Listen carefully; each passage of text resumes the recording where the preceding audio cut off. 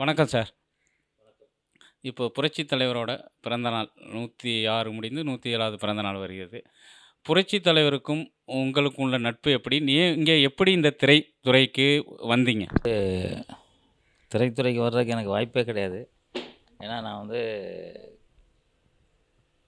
தூத்துக்குடி மாவட்டம் கும்மிடிக்கோட்டைங்கிற கிராமம். அங்கேருந்து ஃபைட்லாம் கற்றுக்கிட்டு, அதுக்கப்புறம் திருச்சியில் முறையாக ஃபைட்டை கற்றுக்கிட்டு, ஸ்டேட் லெவலில் அப்புறம் சவுத் இந்தியா லெவலில் வந்துட்டு ஒரு வாட்டி 1977 புரட்சித் தலைவர் எம்ஜிஆர் அவர்கள் வந்து திருச்சிக்கு வரும்போது அவர் ஊர்வலத்தில் வந்து சிலம்பம் விளையாண்டு, அந்த சிலம்பத்தை வந்து அது கவசக்கலைங்கிற கலை, அந்த கலையை வந்து தலைவர் நேரில் பார்த்து ரொம்ப சந்தோஷப்பட்டு, அன்றைக்கி தொழிலாளர் நல அமைச்சர் மிஸ்டர் ராகவானந்தம் அவர்களை அனுப்பிச்சு என்னை மேலே கூப்பிட்டு வந்து மேடைக்கு கூப்பிட்டு வர சொன்னார். மேடைக்கு கூட்டிகிட்டு வந்து அவர் என்னை வந்து கட்டி பிடிச்சிக்கிட்டாரு. அதாவது வேறு ஊற்றி சும்மா கச்ச கச்ச கச்சன்னு இருந்தேன். அப்படியே கட்டி பிடிச்சி மூச்சு வாங்கிட்டு இருந்துச்சு. அப்படி மூச்சு வாங்கிடுச்சு. அப்படியே தடவி தடவி கொடுத்து நிதானப்படுத்தி என்ன பண்ணுறேன்னு கேட்டார். நான் சொன்னேன் என்ன பண்ணுறேன்ட்டு. உடனே அவர் என்ன பண்ணிட்டாரு, இன்றைக்கி வேணாம் நாளைக்கு காலைல வா அப்படின்னாரு. அதுக்கப்புறம் அடுத்த நாள் காலைல போய் அவரை பார்க்கும்போது நிறையா போலீஸ் இருந்தாங்க. போலீஸை பார்த்து நான் பயந்து அப்படியே ஓரமாக ஒதுங்கி நின்றுருந்தேன். அவர் ஒரு 1/2 மணி நேரத்துக்கு மேலே ஆயிடுச்சு. அப்போ எங்கள் தொகுதி எம்எல்ஏ முஸ்ரிபுத்தன் அவர் வந்தாங்க. ஏன் இங்கே நிற்கிறானாங்க, இது மாதிரி கூப்பிட்டாருன்னொடனே சரி கூப்பிட்டா வா அப்படின்னு சொல்லி அவர் கூப்பிட்டு போனார். தலைவர் கடும் கோபத்தில் இருந்தார். என்னை பார்த்த உடனே என்ன உன்னை எப்போ வர சொன்னால் எப்போ வரேன் அப்படின்னாரு. இல்லை போலீஸ் சொன்னாங்கன்னொன்னே ஏன் அப்படின்னாரு. இல்லை தகராறுலாம் வரும்ல, அது கூப்பிட்டு போய் அடிக்க கூப்பிட்டு போகணும், ஏன்னா சண்டை கண்டை வரும், அதில் கேஸாக இருக்குது, அதனால் வந்து போலீஸ் என்னை பிடிக்கிறேன்னு நிற்கிறாங்கன்னு நினச்சேன். விழுந்து சிரிச்சார் அவர்.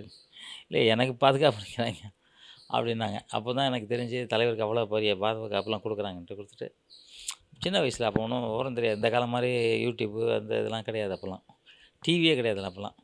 அதனால் அப்புறம் வந்து புரட்சி தலைவர் பார்த்துட்டு, அப்புறம் வந்து நான் என்ன சொல்கிறது விழுந்து சிரித்து, அவர் ராகவானந்தன் சார் முஸ்ரிபுத்தன்லாம் அங்கே இருந்தாங்க. அதுக்கப்புறம் அவரை சென்னைக்கு வர சொன்னார். சென்னைக்கு வந்துரு, நீ இவ்வளோ கலையை கற்றுட்டு அதை வந்து வேஸ்ட் பண்ணிட்டாத அப்படின்னு சொன்னார். அதன் அடிப்படையில் நான் வந்து சென்னைக்கு புறப்படுறதுக்கு கொஞ்சம் நாள் ஆயிடுச்சு. ஏன்னா அது கொஞ்சம் கேஸ்லாம் இருந்துச்சு, அதெல்லாம் முடிச்சுட்டு சென்னைக்கு வரவும் கிட்டத்தட்ட 6 மாதம் மேலே ஆயிடுச்சு.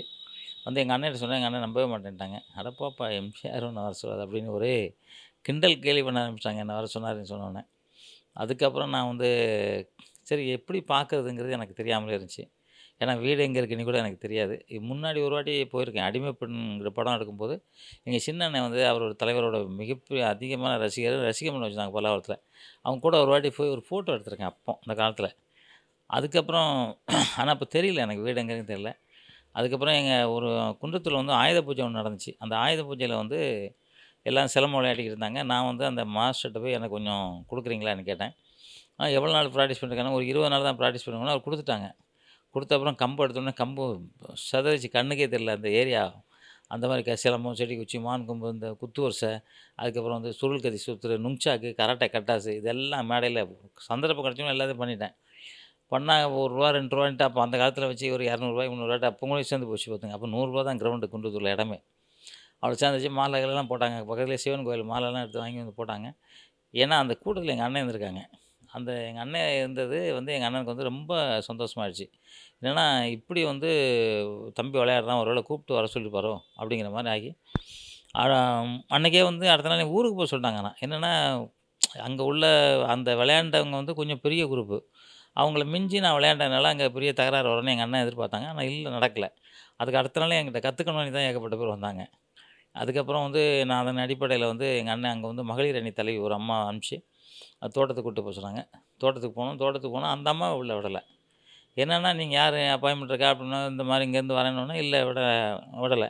தலைவர் கிளம்புறாரு, இப்போ பார்க்க முடியாது, நீங்கள் அப்புறம் பார்க்கலாங்கிற மாதிரி சொல்லிட்டாங்க. ஏன்னா அப்போல்லாம் போலீஸ்லாம் நிற்க மாட்டாங்க. அவர் வீட்டுக்கு பாதுகாப்புக்கு போலீஸ்லாம் நிற்க மாட்டாங்க. அந்த காலத்துலேருந்து ஒருத்தர் ஆஃப்டர் போட்டிருப்பார், அவர் தான் நிற்பார். பேர் மறந்துட்டேன்னா 50 வருஷம் ஆயிடுச்சு, மறந்துட்டேன்.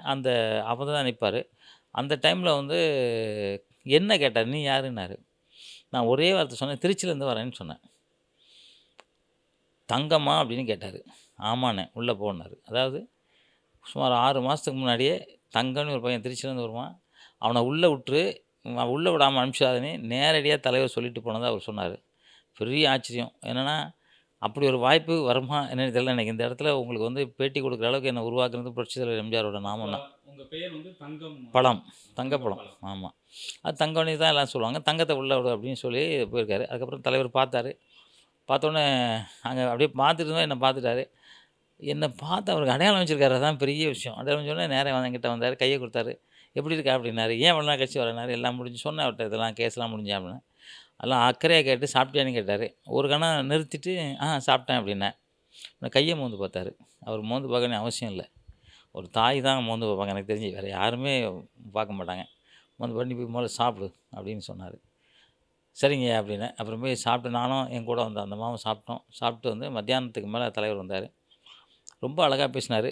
ஒரு பெரிய நடிகர்னையோ, ஒரு தமிழகத்தின் முதலமைச்சரனையோ, ஒரு பல கோடி பேருக்கு தலைவருங்கிறதோ எதுவுமே நினைக்காம, சகஜமா பேசி என்ன வந்து கிட்டத்தட்ட 2 வருஷம் 4 வருஷம் இருந்தேன். 1 வருஷம் கழிச்சு என்ன ஸ்டண்ட் யூனியன்ல அவர் தான் வந்து சினிமாவுல என்ன சேர்த்து விட்டாரு. அப்ப அவங்க தான் புரட்சித் தலைவர் தான் உங்கள அந்த சண்டை பயிற்சியில வந்து ஆமா, அறிமுகப்படுத்த ஆமா. இல்ல சேர்த்து விட்டது அவர் தான். சேர்த்து விட்டாரு. அப்போ எம்.கே. தர்மலிங்கம் அப்படிங்கிறது தான் தலைவரு. ஸ்டண்ட் யூனியனுக்கு. அவர் வந்து எம்ஜிஆர் அவர்களுக்கு வந்து பாதுகாப்புல இருந்தாரு. அதாவது எங்க ஸ்டண்ட்ல தான் அவரு, அழகர்சாமி அண்ணன், சங்கர் சாரு, டிஎஸ் சாரு இது மாரி நெறைய பேரு காமாட்சி அண்ணன் இவங்கலாம் அவங்களுக்கு வந்து பாதுகாப்புல இருந்தாங்க. அந்த பாதுகாப்புல இருந்தவரு தலைவராயிருக்காரு எங்க ஸ்டண்ட் யூனியன்ல. அவருக்கு ஃபோன் போட்டு உடனே சேர்த்துக்க சொன்னாரு. எங்க யூனியன்ல நெறையா சிஸ்டம்லாம் இருக்கு. செலக்ஷன் பண்றதுக்குள்ள என்னென்ன சிஸ்டம் இருக்கு. ஹைட்டா இருக்கணும். அந்த மாரி நெறைய விஷயங்கள் இருக்கு. அதெல்லாம் ஒண்ணுமே இல்லாம அவர் சொன்ன அடுத்த நாளே என்ன வந்து சேர்த்துக்கிட்டாங்க. அடுத்த நாளே செலக்ஷன்லாம் வைக்கல. வைக்காம சேர்த்துட்டாங்க. நான் என்ன செய்வேன்னு யாருக்கும் தெரியாது. சும்மா அங்கங்க யாராவது கூட்டு போங்க அப்படியே இருந்துச்சு. ஒரு 6 மாசம், 1 வருஷம் கழிச்சு எங்க சங்கத்தில ஆயுத பூஜை ஒண்ணு நடந்துச்சு. இதே ஆயுத பூஜை நான் விளையாண்டபோது, இப்போ என்ன யாரு? என்ட்ட என்ன பவர் இருக்கு? எனக்கு என்ன தொழில் தெரியுன்ட்டு, அன்னைக்கு நைட்ல வந்து நான் செய்றேன். அன்னைக்கு நைட்டே ஆம்பூர் ஆர்எஸ்பாவ கூப்பிடுறாங்க. காலையில ஷூட்டிங்கு. அன்னையிலேருந்து கிட்டத்தட்ட 10 வருஷம் ஒரு நாள் கூட ரெஸ்ட் இல்லாத அளவுக்கு ஷூட்டிங் போனேன். என்ன காரணம்னா, நான் கராட்டேல பிளாக் பெல்ட் அப்பமே. சிலம்பம் அது மாரி நெறைய தற்காப்பு கலைகள், அது வந்து டெக்னிக்கலா ஒரிஜினலா நான் பண்றனால எல்லாரும் விரும்புனாங்க. அமிதாப் பச்சன்லேருந்து, தர்மேந்திராவிலேருந்து, என்.டி. ராமர்லேருந்து, இங்க அண்ணா ராஜ்குமார் அண்ணாவிலேருந்து எல்லா நடிகர் கூடயும் நான் ஒர்க் பண்ணிட்டேன். அது வந்து பெரிய பெருமை. அதுக்கு ஒரே காரணம் புரட்சித் தலைவர் எம்ஜிஆர் அவர்கள் தான். அதுக்கப்புறம் எப்பமா போய் பார்க்கும்போது, இந்த மாரிலாம் இருக்கேன் அப்படிலாம் சொல்லுவேன். அதே மாரி அவரு கூட இதயக்கனி பண்ண சங்கர், சங்கர்ங்கிற ஃபைட் மாஸ்டர் அவர்கிட்ட சொல்லி, அவனுக்கு வேலை குடு அப்படின்னு சொல்லி அவரு நேரடியா இது பண்ணாரு. அவர் கூட நெறைய படம் ஒர்க் பண்ணேன். இது மாரி அவரு வந்து எங்கேயுமே எந்த இடத்துலயும் நம்ம மறக்காம ரொம்ப இதா இருந்தாரு. எனக்கு வந்து மேரேஜ் வந்து 84 அப்போ வந்து குன்றத்தூருக்கு பக்கத்தில ஒரு கோயில் ஒண்ணு தொறந்தாங்க. அதுக்கு புரட்சித் தலைவர் வந்தாரு. நானும் போயிருந்தேன். என்ன கூப்பிட்டு தனியா கூப்பிட்டு அந்த அப்பலாம் இந்த மாரி செல்ஃபோனோ, ஃபோட்டோகிராஃபரோ கிடையாது. கவர்மெண்ட்லேருந்து வரவங்க தான். அந்த ஃபோட்டோலாம் கூட நான் வாங்க முடியல. ஆனா நெறைய ஃபோட்டோ எனக்கு இருக்குது. ஸோ, அப்போ அந்த மாரி எனக்கு வந்து தலைவர் அவர்கள் கூட ரொம்ப நெருக்கமா இருந்தேன். அவரு இல்லன்னா, இன்னைக்கு சினிமாவுல நான் வந்திருக்கிறதுக்கு வாய்ப்பு 1% கூட கிடையாது. ஏன்னா எங்கேயோ ஒரு இடத்துல இருந்தேன்னா, இங்க வர்றதுக்கு வாய்ப்பே கிடையாது. புரட்சித் தலைவர் அவர்களால தான் இன்னைக்கு சினிமாவுல வந்து உட்காந்துருக்கேன். உங்ககிட்ட அவர பத்தி பேசுற பாக்கியம் எனக்கு கிடைச்சிருக்குன்னா, புரட்சித் தலைவர் தான். இந்த பிறந்த நாளில் புரட்சித் தலைவரை பற்றி நீங்க மக்களுக்கு சொல்லுங்க. ரசிகர்களுக்கு. புரட்சித் தலைவர் வந்து அவர் பொறந்த நாளே வந்து பெரிய ஒரு அதிசயம்.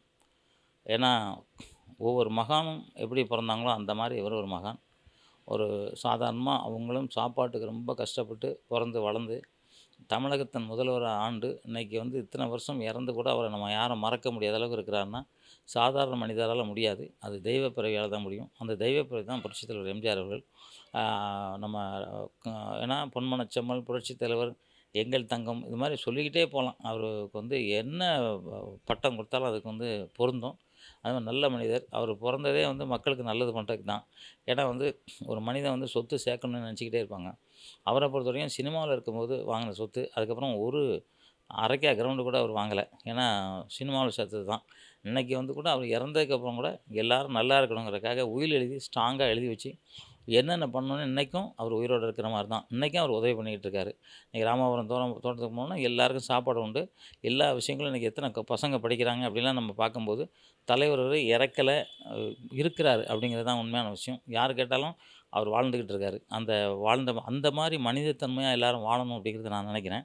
நான் கேட்டுக்கிறேன் எல்லா ரசிகர்களாலும் சரி, அவங்க தொண்டர்களா இருந்தாலும் சரி, அவரு மாரி இருக்கணும். இன்னைக்கு வந்து ஒரு 5 வயசு பையன் கூட புரட்சித் தலைவர் எம்ஜிஆர் படத்த தான் விரும்பி பார்க்குறான். ஏன்னா, அவரோட கருத்துக்கள் தண்ணி அடிக்கக்கூடாதுங்கிறது, பெண்கள மதிக்கணுங்கிறது, அம்மா, அப்பா மதிக்கணுங்கிறது, அந்த மதிப்பு, அந்த கருத்துக்கள் வந்து இன்னைக்கு யாரும் வந்து அப்படி சொல்லுவாங்களான்னா, ரொம்ப கஷ்டமான விஷயம்.